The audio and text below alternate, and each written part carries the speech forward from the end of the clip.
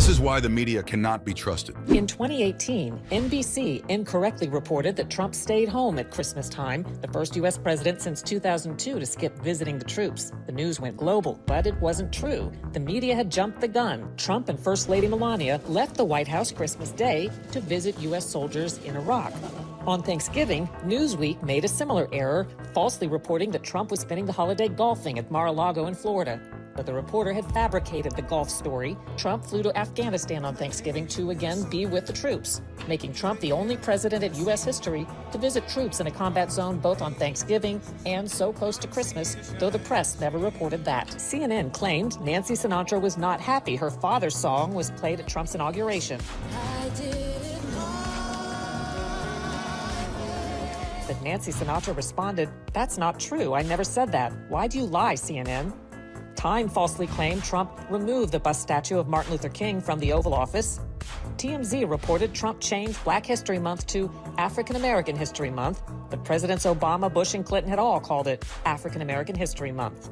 BBC, The Guardian, and others reported that Trump wasn't bothering to listen to a speech by Italy's prime minister since he wasn't wearing translation headphones. Turns out he was wearing a translation earpiece. Newsweek and others reported Poland's first lady refused to shake Trump's hand, but later had to admit she did.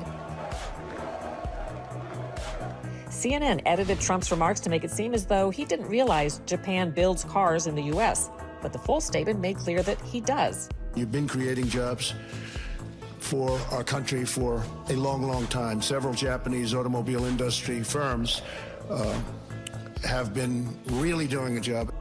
CNN also edited a video to make it seem like Trump impatiently dumped fish food in the water at Japan's palace. But he'd followed the lead of Japan's prime minister.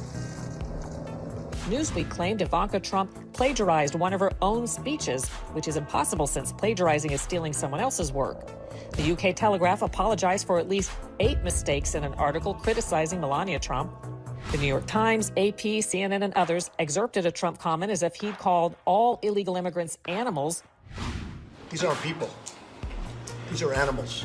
Later corrections noted he'd been referring to members of the murderous MS-13 criminal gang. The New York Times Magazine and CNN shared a story showing children illegally brought into the U.S. supposedly in cages, but the article and photos were actually from the Obama administration. Agence France-Presse mistakenly reported that more than 100,000 children brought in by illegal immigrants were being held in detention. That was actually the total number in 2015 under Obama.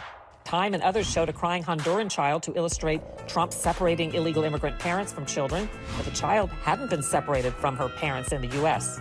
MSNBC falsely claims Trump banned the Red Cross from visiting the immigrant children. The Red Cross said that wasn't true. MSNBC also falsely claimed that Trump had talked about exterminating Latinos, but later corrected that and apologized. NBC News misidentified the focus of Trump's praise in a speech as Confederate General Robert E. Lee. Actually, Trump was talking about Union General Ulysses S. Grant. And his name was Grant, General Grant. The Washington Post and others falsely reported that Trump supporting pro-life Catholic high school students were the aggressors in a confrontation in Washington, D.C. Several news outlets featured an empty podium at Trump's 4th of July celebration in 2019 and said he didn't draw crowds, but the photo was taken before the event. The actual crowd was huge.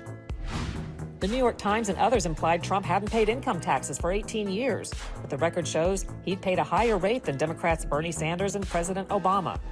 Bloomberg and the Wall Street Journal reported special counsel Robert Mueller had subpoenaed Trump's bank records. That wasn't true. Politico falsely reported that Trump owed the Bank of China tens of millions of dollars in a loan coming due as he dealt with China on coronavirus. Not true. MSNBC falsely reported that Trump had loans with Russian co-signers. Slate.com falsely claimed a Russian bank server had been illicitly communicating with Trump Tower. And the New York Times, CNN, MSNBC, and many others falsely reported that the Hunter Biden laptop scandal story was unsubstantiated or Russian disinformation. The New York Times reported that Trump seized on hydroxychloroquine as a miracle cure. Trump never said that. And it may work and it may not work. But if it doesn't work, it's nothing lost by doing it, nothing.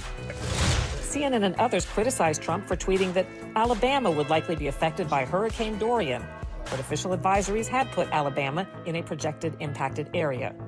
Vox.com tweeted that Trump suggested he'd been a 9/11 first responder. He'd said the opposite. And I was down there also.